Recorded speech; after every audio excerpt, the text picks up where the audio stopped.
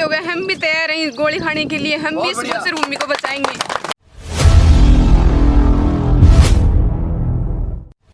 अडुका गांव में ग्रामीणों का 12वें दिन भी धरना प्रदर्शन जारी। चिड़ावा के अडुका गांव में गोचर भूमि बचाओ आंदोलन बैनर तले ग्रामीणों का पिछले 12 दिन से भूमाफिया के खिलाफ विरोध प्रदर्शन जारी है। इस दौरान मंगलवार को धरना स्थल पर गांव के 70 साल के बुजुर्ग व्यक्ति लीलाधर मेघवाल, राम प्रताप मेघवाल आमरण अनशन पर बैठ गए हैं।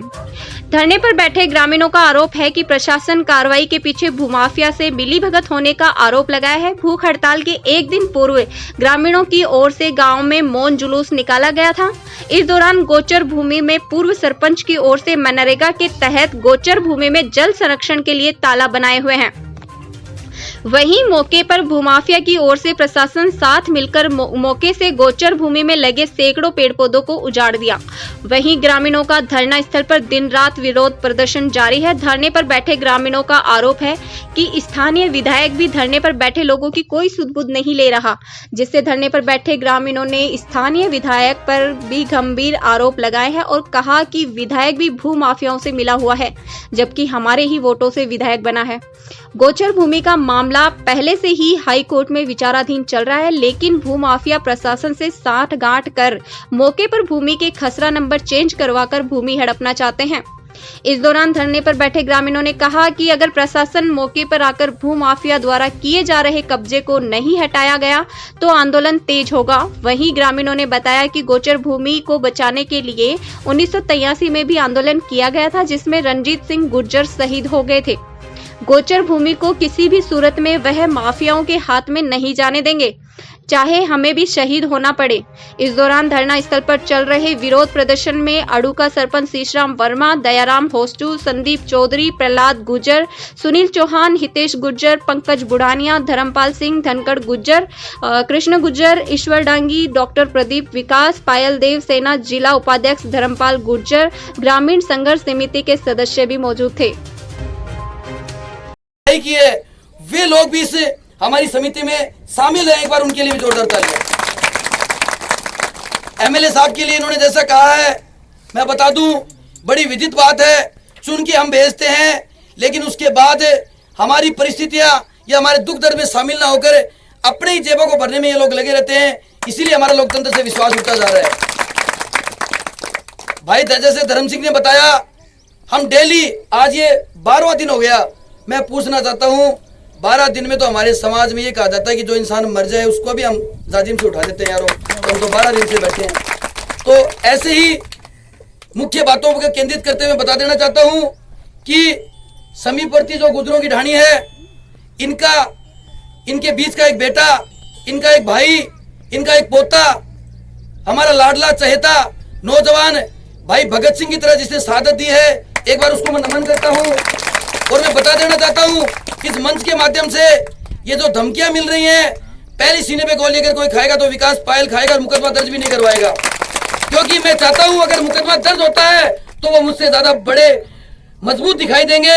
मैं उन कमजोरों को एक बात कह देना चाहता हूं, अगर मैं कल को इस यहाँ पे कोई ऐसी वारदात हो और मेरा जीवन चला जाएगा, मैं मेरे घर की तरफ स्वेच्छा की बात कहना चाहता हूँ, मैं बिना मुकदमा दर्ज कराए अपनी शहादत को स्वीकार करूंगा, क्योंकि मैं ये लड़ाई हमारी गौ माता की इस गौचर भूमि के लिए कर रहा हूँ।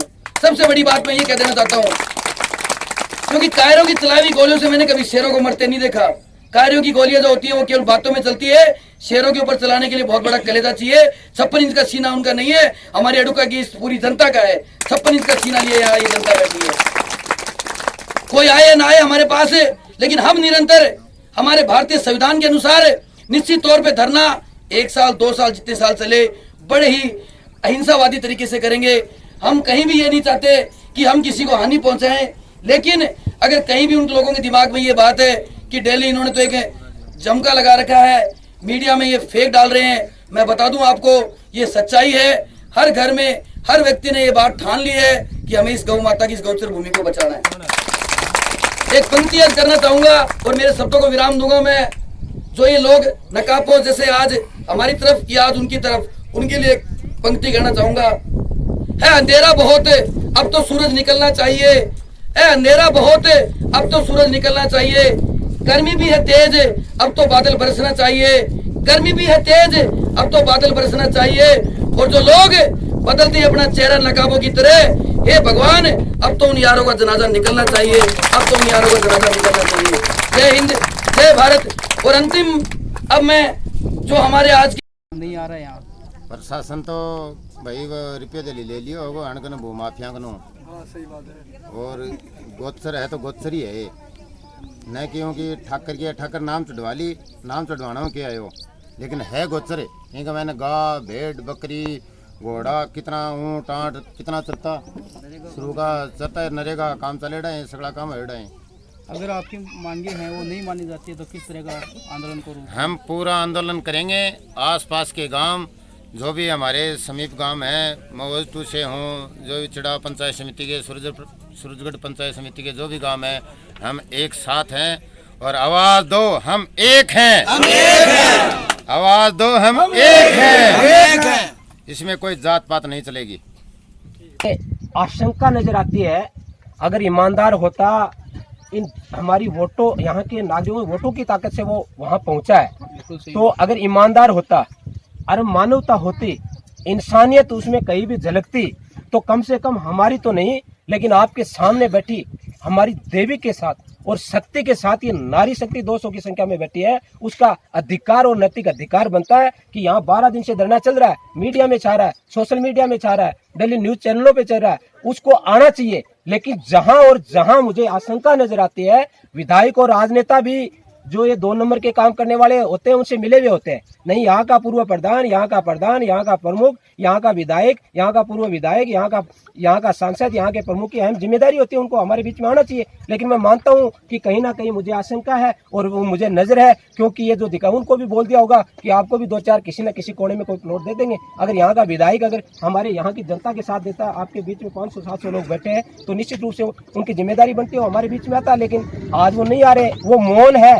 तो मौन किस लिए है? मौन वो इसलिए होगा या तो कहीं ना कहीं 2 नंबरी काम करता है, या कहीं बेईमानी है, या उसने भी कहीं रातों रात कहीं खरीद फरोख्त का काम कर लिया होगा। जहां मेरा अनुमान है, जहां हमें आशंका नजर आती है, अगर साफ सुथरा रहता तो हमारे बीच में आता, धरनार्थियों के बीच में हमारे को संबोधित करता रहा, हमारे को आश्वासन देता। बिल्कुल, ग्रामीणों की जो वाजिब मांग भी है वो वाजिब है। स्थानीय विधायक को यहाँ पिछले 11 दिन से जो ग्रामीण है वो धरने पर बैठे हैं, इनसे मिलना चाहिए। बाहर से पधारे हुए मेहमान और अन्य पंचायतों के प्रतिनिधि भी हमारे बीच पहुंचे हैं, सबका आभार अभिनंदन करता हूं। सबसे मुख्य बातें मैं बता दूं बड़े सार रूप में कि सदियों से चलती आ रही इस गोचर भूमि को जो हड़पने का काम जो हमारे यहाँ के कुछ लोग करना चाहते हैं, मैं उनको सांकेतिक ये बात बता देना चाहता हूं, आपका ये प्रयास सफल नहीं होगा। दूसरी बात, प्रशासन ने कहीं मिली भगत अगर की है तो उसकी भी जाँच हम हाई लेवल पर CBI से करवाएंगे। माननीय मुख्यमंत्री महोदय को हमने अवगत भी कराया है, हमारे कुछ लोगों ने उनसे मुलाकात भी की है, उन्होंने भी आश्वासन दिया है। तीसरी बात, स्थानीय MLA होने के नाते उनकी ड्यूटी बनती है, लेकिन अगर आज वो हमारे बीच नहीं पहुंचते हैं तो इसमें कोई बड़ी बात नहीं है, क्योंकि राजनीति का एक बड़ा खेल हमेशा से चलता है भारत देश में। ये जनता बंधुआ मजदूर की तरह पहले आज़ादी के लिए लड़ी और आज ही नेताओं से लड़ रही है। कोई नया काम मैं इस बात में नहीं मानता। जहाँ तक इस धरना को लेकर मैं आपको बता देना चाहता हूँ कि छोटे से छोटा बच्चा आप देख सकते हैं, 10 साल की बच्ची बैठी है, 8 साल की बच्ची बैठी है। मैं पूछना चाहता हूँ, पढ़ने लिखने के इनके ये दिन है, लेकिन इन कुछ लोगों के नापाक इरादों के लिए इन बच्चों का भविष्य यहाँ खराब होता नजर आ रहा है मुझे। तो स्थानीय लोगों से मेरी ये अपील है कि इनके साथ जो अन्याय है उसमें आसपास के गांव भी हमसे संपर्क कर रहे हैं निरंतर, लेकिन हम प्रशासन को एक बात सीधी सी कहना चाहते हैं कि हाई कोर्ट में ये मामला विचाराधीन है, तो इतनी जल्दी किस बात की लगी हुई है? ये जमीन मुझे लगता नहीं कहीं कम हो जाएगी, या मुझे लगता नहीं कहीं ये खिसक के भाग जाएगी, लेकिन उनकी तत्परता ये चीज सिद्ध करती है कि कहीं ना कहीं उनमें चोरी जैसा काम उन्होंने किया है। एक छोटी सी पंक्ति अर्ज करना चाहूंगा उनके लिए। धन से आप पुस्तकें खरीद सकते हैं, ज्ञान नहीं। कि धन से आप पुस्तकें ला सकते हैं लेकिन ज्ञान नहीं। धन से आप आभूषण ला सकते हैं, सुंदरता नहीं। धन से आप आभूषण खरीद सकते हैं, सुंदरता नहीं। धन से आप अधिकारियों को खरीद सकते हैं, गौचर भूमि को नहीं, गौचर भूमि को नहीं। ये मेरी बात अंतिम बात थी। और मैं बता दूं, 12 दिन से निरंतर ये धरना चल रहा है।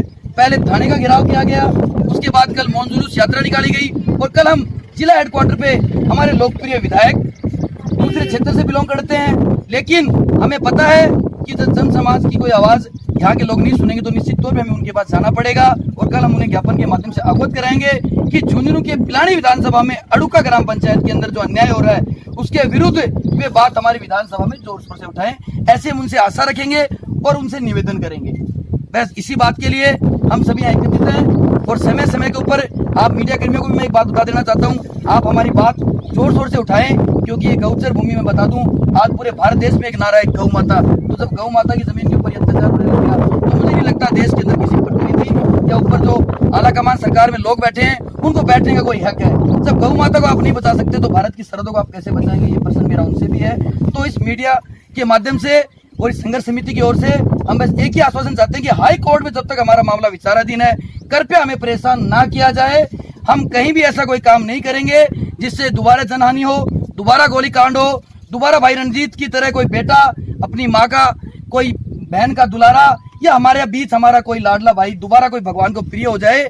इन लोगों की नींद नहीं उड़ेगी। लेकिन उस परिवार के ऊपर क्या बीतती है, सदियों तक उनको इस दुख का दंश झेलना पड़ता है। मैं भगवान से कर्म निवेदन करता हूँ, भगवान इन नेताओं को सद्बुद्धि दे।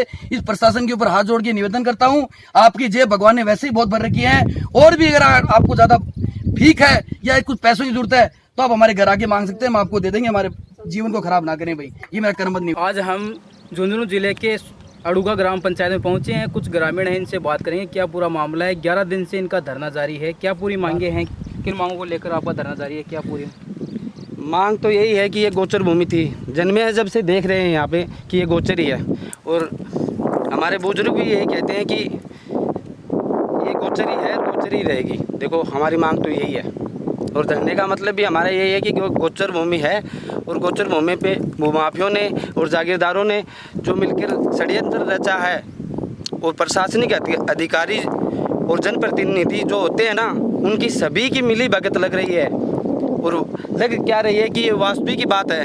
देखो तय दिल से मैं ये बात बोल रहा हूँ कि वास्तविक की बात है, मेरे मन से तो ये निकल रही है कि ये वास्तविक बात है। क्योंकि जिस दिन यहाँ पे प्रशासन जितना आकर एक साथ जो गांव के ग्रामीण पंचायत समिति को जो नोट जारी करते हैं कि यहाँ पे ये काम होगा, विचाराधीन जो मामला था गोचर भूमि का, उस पे कब्जा करने के लिए प्रशासन मिली भगत के साथ आया था, और उन्होंने पत्थरगड्डी करवाने की कोशिश की। जो पत्थरगड्डी की गई है वो गोचर भूमि थी, और उस गोचर भूमि के अंदर इतने वन विभाग के हिसाब से जो पेड़ हैं, हज़ारों साल पुराना ये पेड़ है। जैसे आप देख रहे हो कि ये हज़ारों साल पुराना पेड़ है। इन जैसे पेड़ यहाँ पे हज़ारों थे, उनको प्रशासन के मौजूदगी में उखाड़ा गया। ये कौन से इतिहास में लिखा है? और हिंदुस्तान के ये इतिहास में या किसी जगह पे लिखा हुआ है तो आप मीडिया वाले भी आप भी पूछ सकते हो। मेरे हिसाब से तो ऐसा कोई नियम हिंदुस्तान में बना नहीं है। जैसे कि आप बता रहे हो कि पत्थरगड्डी किसने की है यहाँ पर? यहाँ के जागीरदारों ने, और हरियाणा के जो संदीप कुमार कुमावत है, उनको पावर ऑफ बटोनी दे के यहाँ पे पत्थरगड्डी करवाई है प्रशासनिक अधिकारियों से मिलकर, और जनप्रतिनिधि हैं वो भी मिले हुए हैं इसमें। हमारा 12वां दिन है धरने का, तो यहाँ पे कोई भी प्रशासनिक अधिकारी या जनप्रतिनिधि होते हैं, एमएलए वगैरह जो भी प्रधान, कोई भी यहाँ पे इन समस्या के लिए हमारे पास कोई नहीं आ रहा है। तकरीबन ये कितनी भूमि है? ये 1000 से ऊपर, पहले तो ये 1100 बीघा से ऊपर थी। धीरे धीरे कैसे खसरा बने हैं, कैसे रोकी गई है, अभी भी ये 1000 बीघा से ऊपर है, 1000 बीघा से भी ऊपर है। ग्राम पंचायत की ये वो सरकारी भूमि है जहाँ पूर्व सरपंच के कार्यकाल में यहाँ नरेगा के तहत काम किया गया है। ये ग्रामीण हैं, ये पूरी जो वारदात हैं वो बता रहे हैं किस तरह से यहाँ नरेगा का काम हुआ था, कितने लोग लगे थे यहाँ। कम से कम 40-50 आदमी यहाँ पे काम कर चुके हैं। मनरेगा का कार्य है ये आप देख रहे हो ना, ये मनरेगा का कार्य है। और इसमें ये हमारे पूर्व सरपंच मोहनलाल जी शर्मा थे, और माई वाली जोड़ी के नाम से ये मनरेगा चला था। और ये जागीरदार जो बोल रहे हैं ना कि हमारी ज़मीन है और ये हमारी खातिरदारी की है, अगर खातिरदारी की थी तो यहाँ पे मनरेगा कैसे चला? सरपंच काम नहीं चला पाता। ये आप खुद ही देख सकते हैं कि ये मनरेगा है और यहाँ पे मनरेगा चला हुआ है। कुछ ग्रामीण हैं जो ये बता रहे हैं कि ये सरकारी भूमि नहीं होती तो फिर ये काम कैसे चला, और ये इनकी बात भी वाजिब है और सही है ये जो सरकारी भूमि रही है तभी यहाँ नरेगा के तहत काम हुआ है। ये पानी संग्रहण के लिए जो कुंड बनाया गया है, ये आप देख रहे हैं लाइव तस्वीर। हमारी ये गोचर भूमि है और इसकी कोई भी सुनवाई नहीं कर रहा है। 5 तारीख को यहाँ पर कुछ भूमाफिया आए थे और हम 12 दिन से यहाँ पर धरना करने हैं, तो इसलिए हमारी कोई भी सुनवाई नहीं हो रही है। और यहाँ पर कोई भी प्रशासन नहीं आ रहा है, हमारी कोई भी सुनवाई नहीं हो रही है। और जब तक हमारी कोई भी सुनवाई नहीं रहेगी तब तक यहाँ पर हम धरने पर बैठे रहेंगे। शहीद हो गए, हम भी तैयार हैं गोली खाने के लिए, हम भी इस गोचर भूमि को बचाएंगे।